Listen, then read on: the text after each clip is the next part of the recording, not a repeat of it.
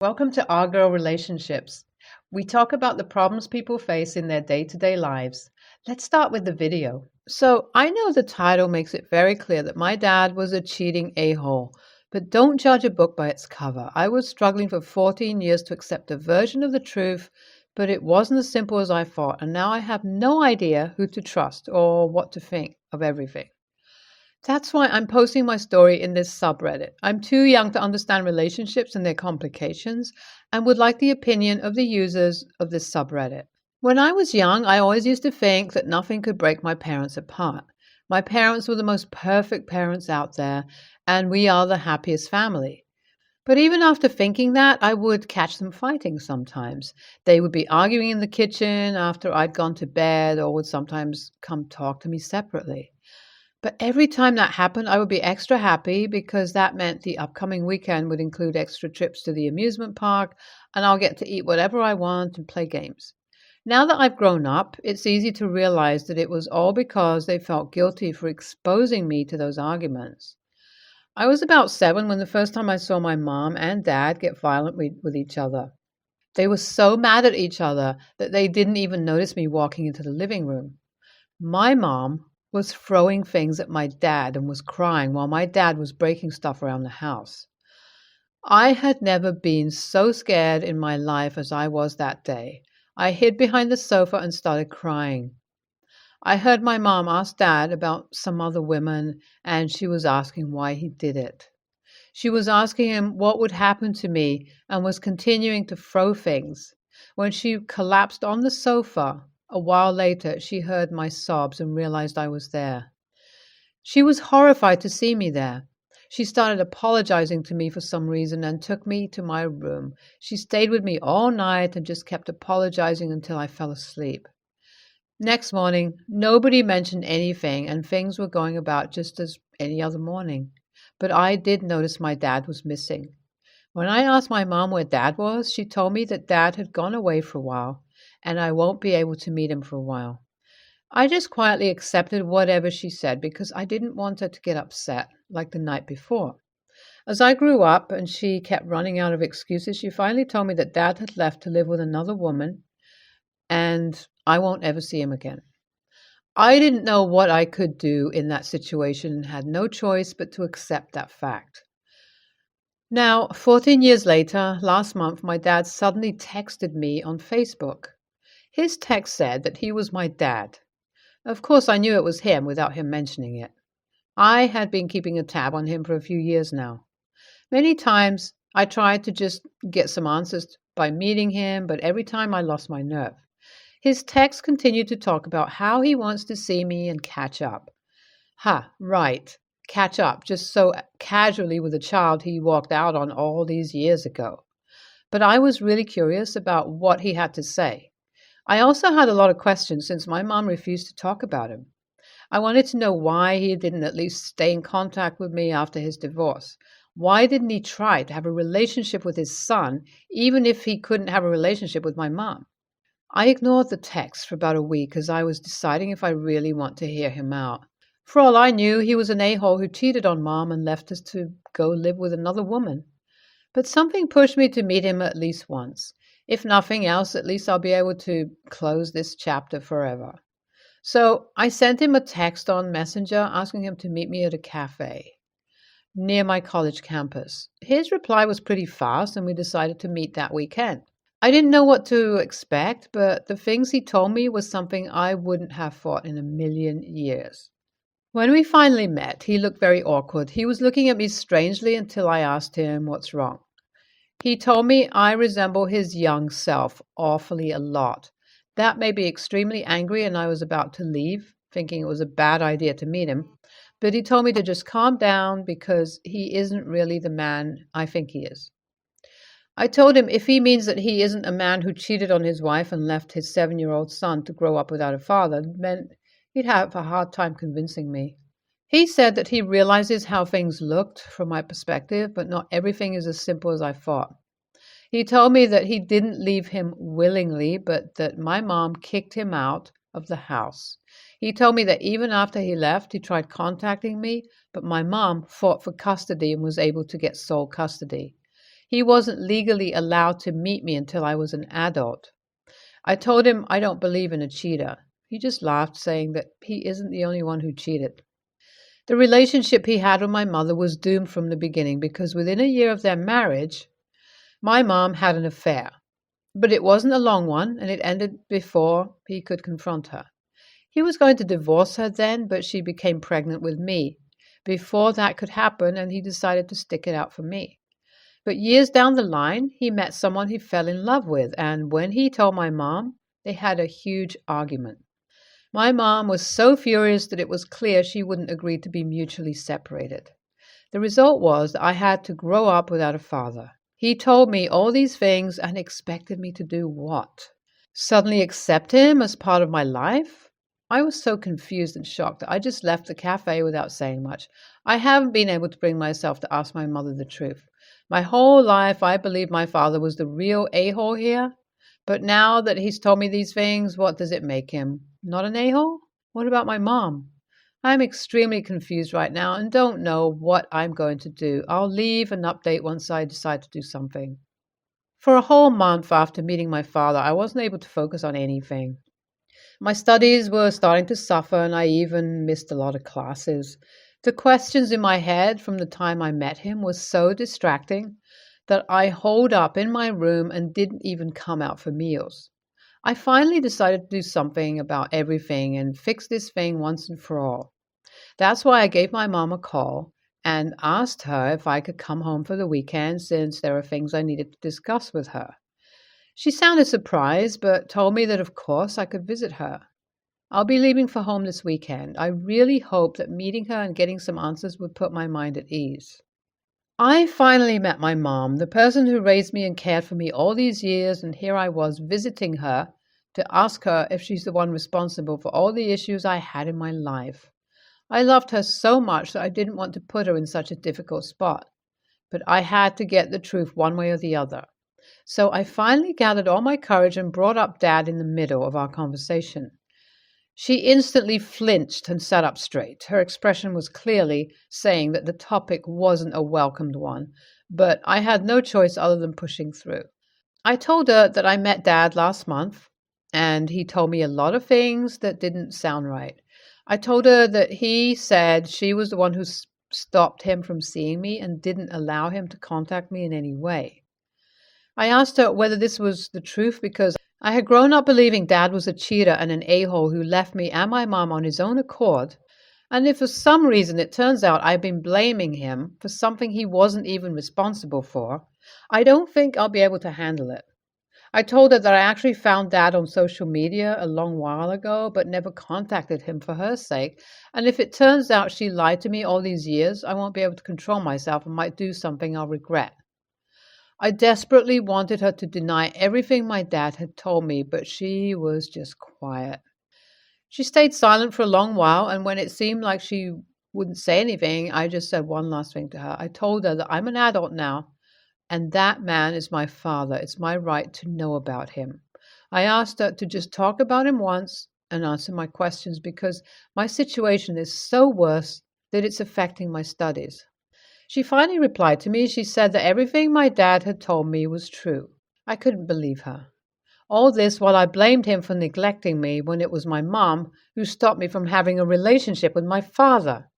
I was getting very angry, and that's why all I said to her was that I don't blame her for hating my father or for not wanting a man who hurt her to be in her life, but I do blame her for not being able to put aside her feelings so that her son could have a fatherly relationship. All that managed to do was give me a strained relation with both my parents now. I went into my room after that and the next day came back to my college. I don't think I'll be ready to confront my feelings anytime soon.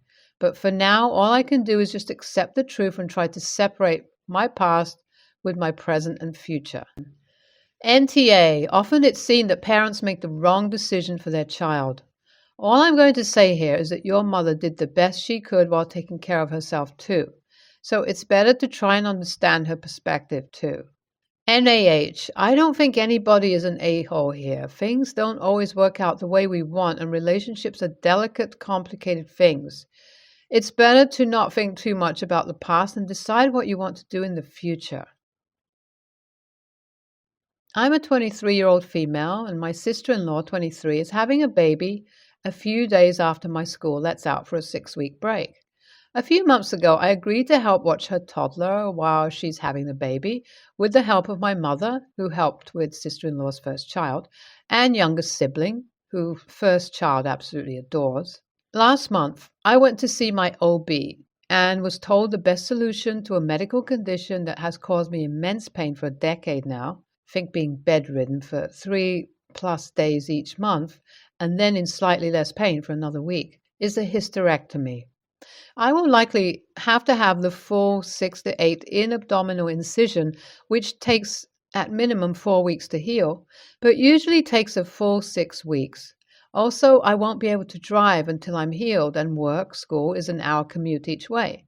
I can Zoom into class, but can't make up work, which has required hours for me to graduate.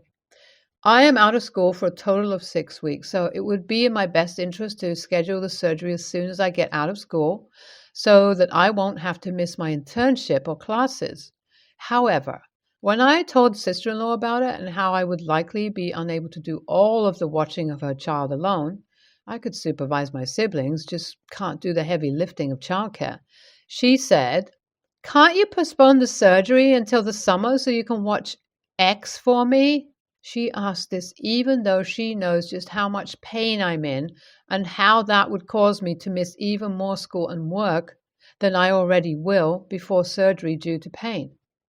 Two key factors in this where I might be TA. First, I have a degree in child development, and she raises her child according to the parenting models I exposed her to during my degree, so she doesn't have to worry about how I discipline him when he has tantrums. Second, she doesn't have the best relationship with my mother and is worried that my mom won't discipline him the way sister-in-law and I do. My youngest sibling will do as sister-in-law instructs and has much more hands-on childcare experience than I do. More background information that has recently added to my upset with sister-in-law. She proceeded to mock me and belittle me in front of my family for how I changed her child's diaper. First diaper I've ever changed, BTW, which I modeled directly after how she had put on his previous diaper, and went on a rant about all the childcare I'd need to know to watch her child for 3 days. Keep in mind that I won't be having kids and won't be living near her kids after this year, so I won't ever need to know this information again. So long story short, WIBTA if I went ahead with my surgery as planned instead of postponing it for 6 months to watch sister-in-law's kid while she has her second child? NTA, no. Her kids, her responsibilities, her uterus, her timing doesn't necessitate an emergency on yours. You need to put your needs and care first, and they're legitimate. She can go kick rocks. NTA, your surgery cannot be scheduled at a later date due to school and work concerns. No one should ever tell you that you need to force yourself to live in pain for their convenience. Adding that she mocked your ability to even babysit a child, you're definitely NTA in this situation. You made the commitment before you knew you needed surgery. She has other people that can help her out. Even if they aren't her first choice, there are also babysitters she could call and screen before she gives birth. Don't feel guilty and go have your surgery. NTA, her child isn't your responsibility. It sounds like you have already gone very much out of your way and above and beyond what a normal aunt would do in helping raise their sister-in-law's kid, because normally it would be practically nothing. Yes, get the surgery you need and take care of your health. Your mother and sibling can take care of the kid if they want to. It's also not their responsibility. My boyfriend, 30, male, and I, 26, female, have been together for 5 years, and we have a baby together, 2, female. He also has 2 daughters from a previous relationship, 8 and 6. His daughters are living with their mom most of the time and come to visit once in a while, mostly due to his working schedule, not fitting with school hours, and not living in the same town, 1.5 hours distance. The girls also like their mom better because they often ask to go back after half a week with us. We do have a better living situation, bigger house, they live in an apartment, more money, etc. While their mom is not a very bad mom, she does miss a little authority on the kids as they always do what they want and never get punished. Clearly lack to show them some good manners and how to live in society, etc. But they never miss anything, whether it's love, food, clothes, school supplies, etc. My boyfriend and his ex do not have a good relationship, and he has been talking about taking the custody. Would obviously have to go through court because she would never agree to it. Now at home, he is a good father, but I do 90% of our home chores and baby related care. He works more than me, so it's okay. Also, he didn't want other kids, but agreed to have one with me because he knew what I wanted right away and that it would be a deal breaker if he didn't want any more. So I'm the primary caregiver. He likes to have time for himself on his days off to relax, aka not doing anything or going out to his friend's house. I explained to him that while I'm okay doing almost all the baby chores, that if his kids were to come live with us, that I would not be the primary caregiver to all kids for two reasons. One, his kids don't like me very much, and two, three kids is too much for me, and I know my limits, and it's even harder raising kids that are not yours. Well, for me it is. He would have to help me with everything and make it 50-50, or I won't agree to it. He clearly didn't like my response and told me it was not okay for me to do it for my kid and not wanting to do it for his. So he got mad at me and said that I only don't want to because I don't like his kids, which is not true. How they are raised is not how I want to raise my baby, but there is not an ounce of hate. Sometimes I feel like a horrible person for saying no, but I don't want to ruin my life by being overwhelmed either. NTA, honestly, not to be rude, but you don't sound like you'd be a very good stepmother. The kids are probably better off where they are, especially if your husband isn't going to be their primary caregiver. They already don't like you. You sound like you don't like them. More money and a bigger house does not equal better childhood. If they are in a loving situation with mom, that is where they should stay. NTA, he wants full custody. Why? Because he doesn't think his kids get punished enough? They can be taught manners. They may not comply, but if you show them, they will learn it and eventually use them. Seeing as you'll be doing all of the work, there's no way in a million years you should agree to this arrangement. He likes the life he has with you doing all the work. Why shouldn't he want full custody? He won't be put out because you're there. The kids will be miserable. You'll be miserable. And by extension, he'll be miserable. Oh, and the actual mother of the kids would be miserable. Why is he pressing this? NTA, it's unfair to you to take in three kids and for him to continue the work social life that he currently has and won't shift this 90% home care that you have when his kids come into the picture. It really should be 50-50 because of that. Those aren't your biological kids. Thus, he should be required to at least some responsibility. And honestly, it also comes down to the court system and how they look at the situation of what is best in the child's interest. If he's not willing to help you more around the house than he is now, he kind of really shouldn't be going for custody in the first place. It'll be on you at home dealing with three kids while the court system will only review the biological parents, not extended families and their lives.